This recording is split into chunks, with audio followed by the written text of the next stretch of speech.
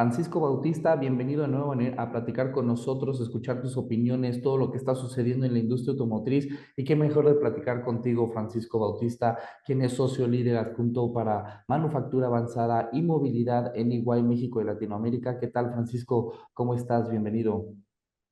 Hola Franco, muy bien, gracias tú. Y pues muchas gracias por la invitación de estar aquí con ustedes otra vez. Es un gusto platicar contigo y con tu auditorio. Muchísimas gracias, Francisco. Y justo me gustaría empezar platicando un poquito sobre los retos de la industria automotriz. ¿Cuáles son aquellos que ustedes destacan más y a los que hay que estar teniendo en el radar? Mira, creo que en México tenemos que considerar dos temas principales de la industria automotriz. El primero sería la electrificación y el segundo, pues la gran importación de vehículos que está viniendo, ¿no?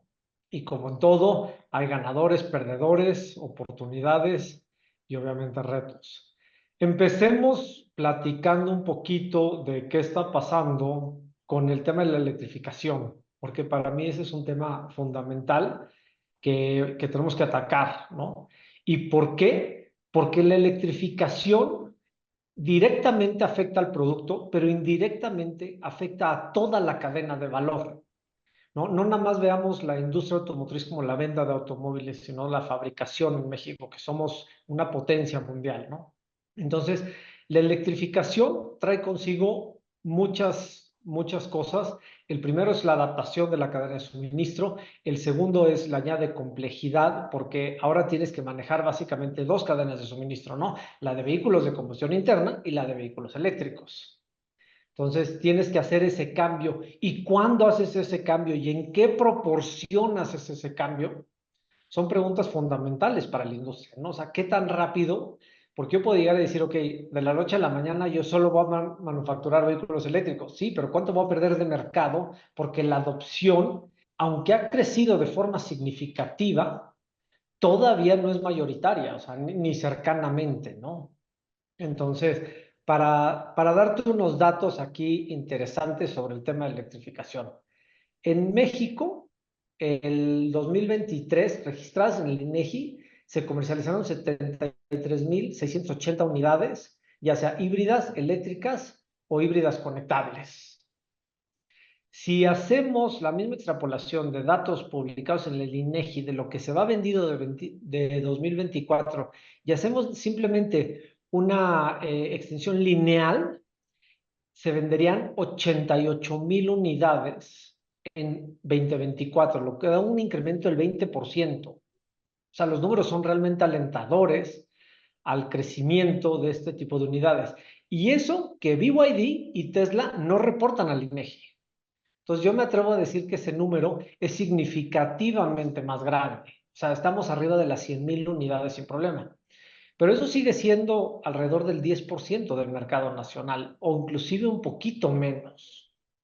Entonces, para que realmente sea una tecnología dominante, yo pensaría que tenemos que llegar sobre el 40-50% de las unidades que se venden en el país tienen que venir de estas tecnologías. Y estamos lejos de eso, ¿no? ¿Y por qué? Porque no tenemos la suficiente energía en el país. Ahora sí que desafortunadamente con estos calores lo hemos visto, las necesidades de energía de la industria automotriz eléctrica son brutales. Y no nada más lo digo en México, lo digo en el mundo. El mundo hoy en día todavía no está listo para una electrificación total. O sea, son muy pocos países como Noruega, como Suecia, como uno que otro chiquito por ahí, que están listos, pero los demás ni remotamente listos estamos. Entonces, tiene que venir una reforma energética. De ahí tiene que venir una reforma, vamos a llevarlo, ¿cómo se llama? De la Secretaría de Desarrollo Social. ¿Por qué? Pues porque las electrolineras y todo eso se tiene que incluir en la ciudad. O sea, entran autoridades federales, estatales y hasta municipales para controlar toda esa cadena de valor de que la energía llegue en el momento adecuado, al lugar adecuado, a un precio razonable y para como si eso no fuera suficiente, Hoy en día lo que estamos demandando son energías renovables. Entonces, si te podrás dar cuenta, ese reto es gigantesco para países que están en desarrollo como México, como yo me atrevería a decir el resto de Latinoamérica, inclusive para países desarrollados, es sumamente complejo. Entonces, ese lo veo como un gran reto en el corto plazo, pero que tenemos que empezar a trabajar, porque si no nos va a empezar a costar, tanto en el tema de la manufactura como en el tema del mercado. O sea, entonces, si es un tema que no se va a solucionar en los próximos 10 años, porque esto es un proyecto, yo te diría, 15, 20 años, pero que si no empiezas, vas a empezar a perder, porque hay otros que lo van a hacer antes que tú. Punto. ¿No? Esa es una. Y el otro es la gran importación que tenemos y pues, las marcas chinas que han entrado a México, ¿no? Aquí, ¿quién es el ganador principal? El consumidor. El consumidor ha sido fuertemente beneficiado, están entrando una gran cantidad de vehículos a precios razonables, con buena calidad, y aumentando la oferta, el que gana es el consumidor, es la demanda, ¿no? Tiene más de dónde escoger, puede hacer un análisis. Estamos viendo vehículos con este tipo de tecnologías a costos mucho más admisibles. O sea, realmente antes de los chinos, los coches híbridos o eléctricos que llegaban eran le voy a dar gama media alta a muy alta, ¿no? Era el segmento luxury, el segmento premium, pero no encontrábamos, por ejemplo, un mid-size en un vehículo eléctrico. Hoy en día ya lo podemos encontrar con estas marcas chinas y eso es de gran beneficio para nosotros como país y para el consumidor. Yo algo que veo fundamental es que esto nos pueda ayudar a la renovación de nuestro parque vehicular. Nuestro parque vehicular es muy antiguo, tiene aproximadamente 17, 18 años, depende de la fuente que quieras ver. De los 37 millones de automóviles registrados en el INEGI que están circulando hoy en México, pues si ves 17 años es muy alto. Eso quiere decir que muchos de los coches que están circulando hoy en día tienen tecnología de hace 20 años. Entonces son más contaminantes, son más costosos, son menos ahorradores de combustible, son menos eficientes, tienen en mil aristas. Entonces creo que también una estrategia de la renovación del parque vehicular nos puede fuertemente ayudar a tener una mejor industria automotriz como tal, pero también en todas las metas, por ejemplo, de ESG, que ahorita es muy importante para todas las empresas, ayudarnos como país, ¿no? O sea, ya lo estamos viendo, cada año es más frecuente el hoy no circula, la contingencia, demás, pues estas son medidas que sí se pueden hacer y con un programa de renovación, con estas nuevas tecnologías, todos salimos beneficiados, ¿no? Como país. Y pues tenemos los perdedores. Claro, esta gran competencia con estos vehículos que han tenido gran aceptación en el mercado mexicano, pues están afectando, ¿no? Por ejemplo, marcas como Honda. Honda prácticamente ha perdido el 50% de su participación de mercado. Creo que Honda es uno de los que en México no se ha sabido adaptar tan rápido a estos cambios que estamos viviendo. No que no lo vaya a lograr, o sea, no tengo dudas que una marca como Honda, porque en otros países lo está haciendo.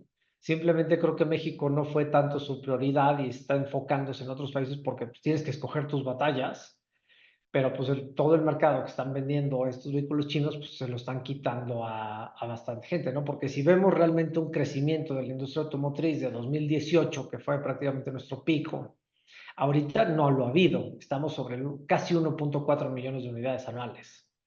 Entonces, para mí existe mucho terreno para seguir creciendo. O sea, creo que en México podríamos vender 2.5 millones de unidades anuales sin problema, simplemente por el tema de la renovación, ¿no? A ver, si vamos a los 37 millones de vehículos, pongamos una renovación de 12 años. Estás hablando se tienen que renovar 3 millones de vehículos anuales para mantener un promedio de 10 años.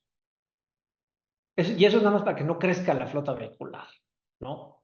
Entonces, o sea, estoy siendo muy, muy agresivo diciendo irnos a 12 años, pero pues si logramos reducir 1, 2, 3 años, el mercado nacional se puede ver fuertemente beneficiado, el país se puede ver fuertemente beneficiado y todos creo que saldríamos beneficiados ahí, ¿no? Y el mercado crecería y podríamos todavía impulsar más el mercado de la manufactura de vehículos en México con estas nuevas tecnologías que nos daría una fortaleza todavía mayor a nivel global. Francisco, es un panorama muy No sé completo si de te todo lo mareé, que está Franco, o te sucediendo. di un panorama más o menos. No, completamente un gran panorama, Francisco, de todo lo que está sucediendo, una lectura muy completa y justo me gustaría profundizar en un par de puntos que mencionaste. De entrada, esta transición de la combustión a la electrificación en los procesos de manufactura que están sucediendo en México, pensando un poquito en los Tier 2, en los Tier 3, en los empresarios locales, en los empresarios regionales que no tendrán a lo mejor una empresa multinacional. ¿Cómo están viviendo este reto, Francisco? ¿Cómo le puede hacer un Tier 2, un Tier 3 para no quedarse fuera? Que si bien tuvieron muy buenas oportunidades en el mundo de la combustión, como mencionas, hay una transición al vehículo eléctrico. ¿Cómo le pueden hacer estos empresarios para no quedarse fuera? ¿Qué riesgos hay y qué oportunidades hay? ¿Y qué tan acelerada va a ser esa transición? De acuerdo. Esa es una gran pregunta y más creo que en la época justo que estamos viviendo. Y México se puede beneficiar significativamente de este tema. Como lo mencionas, la transición es los líderes en tema de componentes para vehículos eléctricos y por mucho es China. Y por muchísimo, o sea, nos llevan 7 años de ventaja prácticamente al resto del mundo. En cuestión de baterías, pues dominan el 80% del mercado de baterías mundial. O sea, no es ni cuestionable que los líderes ahorita es China.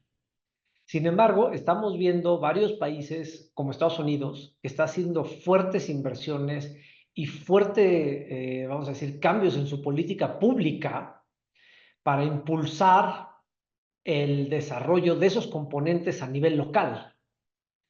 Y nosotros siendo ahora sí que el jardín de Estados Unidos, pues tenemos un gran potencial de poder llevarnos esas tecnologías.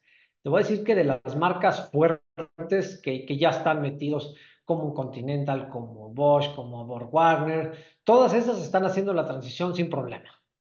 O sea, ellos tienen planes muy estructurados, tienen el capital para hacer los cambios y demás. Y como te lo mencionas, a los tier 2 y tier 3, pues tenemos que estar muy alertas porque si Estados Unidos está haciendo esas inversiones, va a haber posibilidad de proveerles ahora componentes diferentes. Hay que adaptarnos, hay que tener los ojos bien abiertos y con las relaciones que tienes, pues evoluciona con tu cliente. Si tu cliente es un componente tier 1, evoluciona con él. ¿Vas a tener que invertir? Sí. ¿Va a ser fácil? No. ¿Vas a tener que aprender a hacer cosas nuevas? Sí. Pero la oportunidad es enorme, ¿no? Entonces, creo que al mismo tiempo que es un gran reto, para México es una gran oportunidad. Porque también, mira, vamos a ser realistas, ¿no? Todos hablamos de la electrificación como si ya fuera como una realidad en México y en el mundo. Y yo el otro día justamente hacía el parque vehicular, te lo voy a poner una región. El parque vehicular de América Latina tiene aproximadamente entre 118 y 120 millones de unidades. Súmale también las cifras, es imposible de tenerla exacta porque una cambia y dos, no todos los países reportan de igual forma, pero 120 millones de unidades. BYD, el más grande fabricante de vehículos híbridos y eléctricos del mundo, comercializó 3 millones de unidades, un poquito más del año pasado. Si BYD vendiera todos sus coches, nada más en Latinoamérica, tú haz la cuenta, nos tardaremos 40 años en renovar la flota, nada más de Latinoamérica, sin contar crecimiento de nada, o sea, a cifras de hoy. Entonces, ahí es donde ves, para que realmente esta tecnología se vuelva dominante, el incremento de capacidad a nivel global va a ser enorme. O sea, estoy hablando de un incremento de capacidad de a lo mejor 20, 30, 40 millones de unidades de la actual instalada, que es alrededor de 100 millones de unidades producidas anualmente a nivel global. Pues de ahí 30, 40 millones, 50, van a tener que cambiar estas tecnologías. Yo diría que en el corto, mediano plazo, para poder atender y para poder hacer frente a estas nuevas tecnologías, no nada más ceder a China. Entonces, la oportunidad va a ser gigantesca, el mercado va a ser enorme ahora de componentes para vehículos eléctricos, pero hay que estar presente y hay que evolucionar. O sea, no creo que los chinos sean más inteligentes que nosotros, simplemente ellos vieron esta oportunidad antes, le apostaron, le invirtieron, hoy en día son líderes, pues hay que subirnos a la carreta y nosotros mantener nuestra posición de liderazgo, de calidad, de precio, y todos los demás beneficios que ofrecemos como país para mantenernos como una potencia a nivel global en todo el tema de manufactura de automóviles. Oye, Francisco, y justamente platicando sobre el tema del mercado doméstico y la electrificación, ¿qué es lo que entonces está deteniendo a México para poder ir más rápido, como sí sucede en otros países? El usuario que claro que quiere un vehículo tecnológico, ¿por qué de repente no estamos tanto comercializando estos vehículos como existe el potencial? ¿Cómo le hacemos, Francisco, para que los usuarios accedan a estos vehículos de manera más acelerada? Y luego también, ¿qué deben de hacer las marcas? Mencionamos ahorita el caso Honda. ¿Qué deben de hacer las marcas justamente pues para poder estar alineado a la expectativa del consumidor? Mira, a nivel México, creo que la respuesta más sencilla es ponernos de acuerdo. Las distintas instituciones gubernamentales, los distintos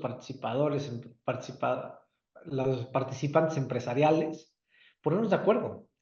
Porque necesitas producir la energía, transportarla, tenerla disponible en distintos puntos de las zonas conurbadas, inclusive en carreteras, etcétera. ¿Y qué se necesita? Voluntad y ponernos de acuerdo. O sea, realmente lo que pasa es que son muchos jugadores. O sea, vamos a empezar así facilito, ¿no? O sea, empiezas con la producción de energía eléctrica, pues la CFE. Y eso sí la hace la CFE. Si se abriera otra vez para un privado, pues tienes que empezar por la CRE y después vas a la CFE. Y después vas a la red de energía eléctrica, ¿no? Y ahí vas otra vez con temas de la CRE. Y ahí vas demás con la CENER. De ahí es cuando llegas a las ciudades, no nada más es llego y pues yo pongo, se ponen las líneas de transmisión y ya. Es a dónde, por dónde, cómo entra, convertidores, si viene en alta tensión 440 se tiene que bajar a 110. O sea, empiezas a ver todos esos temas y entonces todo el mundo tiene que contribuir su parte. Este no es un proyecto que pueda hacer o el gobierno o los privados solos. No, o sea, tenemos que verlo como un todo. O todos le entramos, todos ponemos capacidades, dinero, trabajo y expertise, o no sale, ¿no? O sea, lo que vemos son distintos o pequeños movimientos que las marcas hacen. O sea, como en la Ciudad de México hoy en día, pues tú ya puedes ver, encuentras cargadores en múltiples centros comerciales, en áreas públicas, donde ya puedes estar ahí, pero pues para que esto se desarrolle a gran escala, pues necesitamos mucho más, ¿no? O sea, necesitamos llevarlo esto a mucho más lados, que es difícil para una empresa sola, aunque inclusive se organicen las empresas, o sea, no hay manera. Si no puedo conseguir un permiso de la CRE, pues puedo poner mis cargadores, pero no me llega la luz, ¿no? Entonces, esos son creo que temas fundamentales, pero te diría, el reto principal es ponernos de acuerdo. O sea, somos personas y desafortunadamente a veces somos difíciles, pero si existe la voluntad, creo que es posible, pero hay que hacerlo y empezar a trabajar ¿no? Y establecer un plan para realmente llevarlo a cabo. Como te digo, esto para mí es un proyecto de 20 años, no es un proyecto de 5 años, ¿no? Esto es una política de desarrollo de electrificación, ¿no? Y digo, solo para terminar un poquito de tu segunda pregunta, el, pues las oportunidades de lo que tienen que ser las marcas, pues entender cada vez más a su cliente, ¿no? O sea, que han hecho muchas de las marcas chinas que se lograron adaptar rápidamente. O sea, tuve el tablero de un coche, lo voy a llamar de las marcas Legacy, todavía tiene muchos botones, tiene la pantalla chiquita, tiene esto, si no es el de lujo que ya viene, bueno, le sale la pantalla y demás, pero los coches normales, pues todavía tienes así. Tú vete un coche chino y prácticamente ya encuentras modelos de media gama que es un iPad. Y eso pues le es apetecible al consumidor. Y el diseño y las prestaciones del vehículo son muy buenas, ¿no? Y te ofrece una garantía de 7 años, varias marcas, y tienen inventarios disponibles para entregártelos a tiempo, que muchas de las marcas Legacy tuvieron muchos problemas post pandemia para volver a restablecer sus inventarios, ¿no? Entonces, es el adaptarse y el conocer a su consumidor y ofrecerle un producto que es el que ellos quieran, ¿no? Y justo en ese sentido, Francisco, ¿cuáles dirías que fueron los factores clave que se conjuntaron para que a varias marcas que entraron en el mercado, las marcas chinas, tuvieran tanto éxito, pese a que todavía había algunos consumidores que las cuestionaba en temas de calidad, en temas de producto, y que vemos que muchas de ellas están siendo muy exitosas? ¿A qué se debe todo esto, Francisco? Pues mira, creo que en la primera parte tuvieron suerte, porque ellos entraron a México cuando estaba, yo creo que probablemente el peor momento de inventarios de las automotrices, donde los tiempos de entrega eran de 4 a 6 meses. Y ellos entraron y tenían vehículos. Entonces, para el que necesitaba un vehículo, pues era una solución inmediata. Dos, esas marcas que entraron, por mencionar, yo creo que dos de las más exitosas, un MG, ¿no? Yo, para mí, ahorita la marca china más exitosa en el país. Llegó y la gente se dio cuenta que era un muy buen coche, que tenía muy buenas prestaciones, que el diseño estaba bonito, que les apetecía, y a un costo que ellos podían pagar. Entonces, en vez de tener que formarme en la cola por un coche más caro, que probablemente me ofrecía lo mismo que este, porque, o sea, no se nos olvide que el objetivo de la movilidad pues, es transportarte del punto A al B. Ya cuando empiezas a ir a segmentos un poco más altos, pues claramente sí, ya es cómo te quieres transportar de A a B, ¿no? Pero para muchas personas el coche es una necesidad, no un lujo. Y para que el coche es una necesidad, pues es el que se fija más en las prestaciones, en el rendimiento, en el costo, en esto, porque sabe que se le va a acabar. Entonces, cuando esa gente se empezó a dar cuenta que este coche cumplía con esas características, pues fue cuando despega de forma brutal MG, hoy en día siendo ya top 10 de las marcas vendidas en México. Entonces, bueno, o sea, el driver fue el consumidor porque el producto le fue altamente apetecible a sus prestaciones y cumplió con sus necesidades. Y, o sea, ese fue el primero, ¿no? Que tuvieron ahí esa poco de suerte, yo te diría, o a lo mejor lo planearon muy bien, que dijeron, ahorita es el momento de entrar. Y la segunda parte es que la mayoría de los casos de negocio de estas nuevas chinas automotrices son abismalmente diferentes de los intentos que hemos visto antes.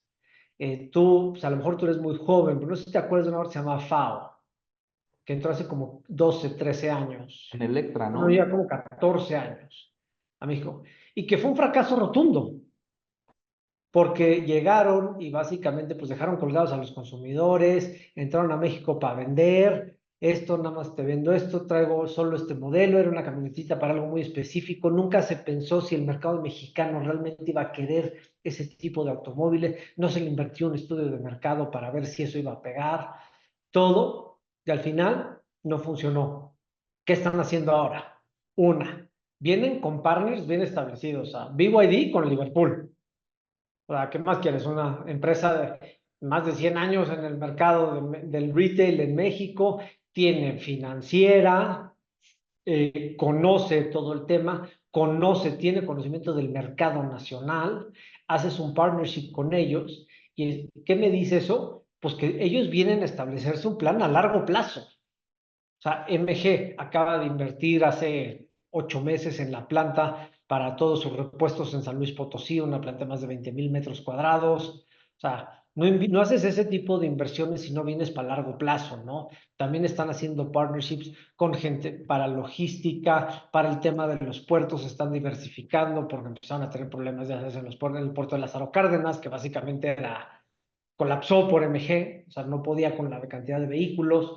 Entonces, esos planes de negocio que estoy viendo hoy me dan mucho más certeza de que una, vienen a largo plazo, dos, realmente quieren ser exitosos, no nada más es de vendo, lo que venda ya me voy y bye.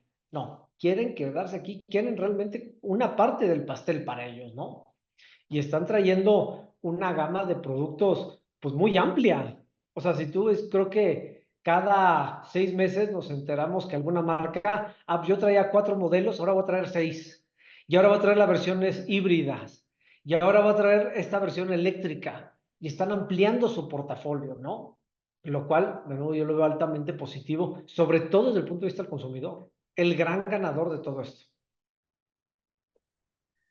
Y totalmente muy interesante hacia dónde se está moviendo nuestro mercado, Francisco. Y justamente considerando estos movimientos, empresas asiáticas, chinas que vienen a México, Francisco, pues bueno, el nearshoring, que tanto se está escuchando, nos gusta de repente ver lo bonito del nearshoring, los anuncios de inversión, las contrataciones, las oportunidades laborales, pero definitivamente también hay retos y que tenemos que movernos rápido, como tú dices, trabajar de manera articulada entre los diferentes actores para poder capitalizar este efecto del nearshoring y que no se nos vaya una oportunidad tan importante. ¿Cuál es tu lectura sobre esto, Francisco? Bueno, yo empezaría como haciendo un recuento de tu pregunta, ¿no? Es una oportunidad. Yo el nearshoring todavía hoy no lo veo materializado en México. Sí, la inversión fija bruta ha subido de forma importante, principalmente en construcción. Siempre el principal driver de la inversión es la construcción. Entonces, eso es muy positivo, ¿no? ¿Cuánto de eso es especulación y cuánto de eso ya está instalado? Ahí todavía no lo veo tan claro, porque veo los anuncios, pero por ejemplo Tesla se anunció hace pues ya prácticamente año 8 meses, prácticamente ya vamos para los 2 años. Y hoy en día pues no han puesto nada de la planta, cero. ¿No? O sea, entonces, eso no quiere decir que no se ponga, ¿eh? No quiero que se malinterprete el tema de que es que ya no va a venir. No, yo creo que sí va a venir. O sea, yo estoy convencido que somos un hobby importante para Tesla, pero esas inversiones toman mucho tiempo. O sea, estamos hablando de 4 o 5 años de desarrollo. Entonces, los frutos no los estamos viendo. Tenemos que no caernos para que no exista un problema y perdamos esas oportunidades y nada más nos quedemos con un chorro de bienes raíces construidos, que sí se concreten en manufactura avanzada. Y volvemos a lo mismo, yo lo veo como ponernos de acuerdo. O sea, las empresas nuevas que vienen a México quieren energías renovables. Pues tenemos que incrementar nuestra capacidad de energía renovable, nos guste o no, ya sea público o privada. Yo te diría que debería ser de ambas, público-privada, ¿no? Pero tenemos que incrementarla. Tenemos temas de agua. También tenemos que incrementar nuestra infraestructura hídrica a como dé lugar, ¿no? Ser más inteligentes en la captación de lluvia, ser más inteligentes en cómo se limpia el agua y se regresa a los acuíferos para poderlos seguir manteniendo, ser más inteligentes en el almacenamiento, y no pasar por los temas que estamos pasando. Mientras la infraestructura no esté, para mí ese es el principal reto del nearshoring hoy, la infraestructura. Y regreso a lo mismo, para que la infraestructura jale, lo que necesitamos es ponernos de acuerdo. Somos humanos, son distintas entidades y tienen que ser público y privadas. No funciona una sin la otra, no nos engañemos. Necesitamos de las dos. Y ahí para mí es donde está el principal reto para que el nearshoring realmente se pueda concretar. Porque, digo, para finalizar, o sea, el tema de la poca cantidad de nuevas empresas que llegan a México, hoy en día no me es alentador. Me es muy alentador que las que están invirtiendo grandes cantidades en México, pero me gustaría verlo más balanceado, porque entonces no dependemos nada más de uno, porque el que ya invirtió pues no va a seguir invirtiendo toda la vida nada más porque sí. O sea, eso va a llegar a un final. Y entonces de ahí tiene que levantar también las nuevas inversiones para que realmente crezcamos como país. Y eso me gustaría mucho ver en el siguiente año que realmente el rubro de nuevas inversiones empieza a tomar una participación más importante. No creo que sea dominante nunca, pero sí más importante, para que realmente yo vislumbro que la inversión en un escenario positivo en nearshoring debemos de estar sobre los 60,000 millones de dólares al año. No, pues muy buenos Ese números, sería muy para mí el interesantes. escenario nearshoring. Sí, grandes números, Francisco. Y justo también, hablando un poquito sobre cómo ser estratégicos en el nearshoring, pues bueno, llega mucha manufactura, muy importante, por supuesto, pero también tenemos el reto de que también lleguen inversiones en tecnología, ¿no? Aprovechar nuestros tecnólogos, que México haga tecnología para el mundo, no nada más ser percibidos como un país en donde se pueda hacer manufactura. Y en ese sentido me gustaría escuchar de tu lado otro tema que ha sonado muchísimo, pues el de la inteligencia artificial, que cada vez pues tenemos herramientas al alcance de todos. ¿Cómo es que esto está transformando los procesos de manufactura? Totalmente. Yo te diría que es una revolución, o sea, lo que está haciendo la inteligencia artificial. La inteligencia artificial yo la dividiría como en dos aristas, ¿no? O sea, una, con la que vivimos todos los días, ya, aunque no lo reconozcamos, ya está en nuestra vida. O sea, cuando te sumas a Netflix, pues ya hasta cómo te empieza a identificar con Amazon si compras algo. O sea, esa ya es un hecho, ya vives con ella y ni siquiera sabes que la usas, ¿no? Esa creo que es muy sencilla la adopción del ser humano. ¿Y por qué te saco eso? Porque como que no pasa nada. ¿Qué es lo que estamos viendo ahorita en el mundo de la manufactura? Que la inteligencia artificial puede ser un gran aliado para analizar una cantidad de información que es imposible para una persona hacerlo. Pero hoy en día todavía no tenemos la certeza que lo que se está analizando sea totalmente correcto, ¿no? Entonces, hoy en día básicamente estamos en el proceso de dobletear, porque le pedimos a la inteligencia artificial que lo haga, pero al mismo tiempo hay un grupo de humanos que están revisándolo y básicamente rehaciendo todo para comprobar si es real. Entonces, eso es algo que yo creo que no va a pasar pronto todavía. Tenemos que ver, ahora sí que como le llama Microsoft a su inteligencia artificial o como copiloto. Es mi ayuda, es una gran herramienta, pero no puede ser. Pero como herramienta ha sido altamente, ahora sí que fructífera, de nuevo, o sea, para planear escenarios que a forma humana es altamente imposible, ¿no? O sea, poder recopilar una cadena de suministro automotriz y analizar dónde puedes tener cuellos de botella y demás, así. O sea, estás hablando de miles de proveedores, de cientos de países a veces, donde vienen las piezas. Es sumamente complicado y con la inteligencia artificial la verdad es que lo puedes hacer. Creo que esa es la parte más valiosa. Yo espero que siga evolucionando de una forma importante la inteligencia artificial. No creo que nunca exista el desprendimiento del ser humano con la tecnología, o sea, no dejará de ser una herramienta, no va a suplir al ser humano, simplemente va a ser al ser humano más eficiente y más inteligente por la capacidad de análisis y procesamiento que tiene. Pero va a ser una transformación brutal, porque la información que vas a tener disponible en la palma de tu mano es total. Pues muy interesante justamente hacia dónde se está yendo estos procesos de manufactura, en donde seguramente vamos a ver proyectos muy valiosos en México. Y yo un poquito para ir terminando, Francisco, y regresar justamente al tema de los vehículos y la movilidad. ¿Cómo ves tú que se van a ver los vehículos del futuro, ¿no? Mencionabas estos ejemplos en donde te metes al vehículo chino y ya y tu tablero es un iPad prácticamente, electrificación, autonomía. ¿Cómo ves tú que se va a ir moviendo el mercado de los vehículos a nivel tecnológico? Bueno, yo te diría que ya hay varios hoy en día que casi son computadoras con ruedas, ¿no? Y yo veo un tema que se siga tecnificando el vehículo a todo lo que da, hasta llegar al vehículo autónomo. Yo veo una realidad del vehículo autónomo y no a largo plazo, bueno, largo plazo a lo mejor 10 años, pero yo sí lo veo una realidad.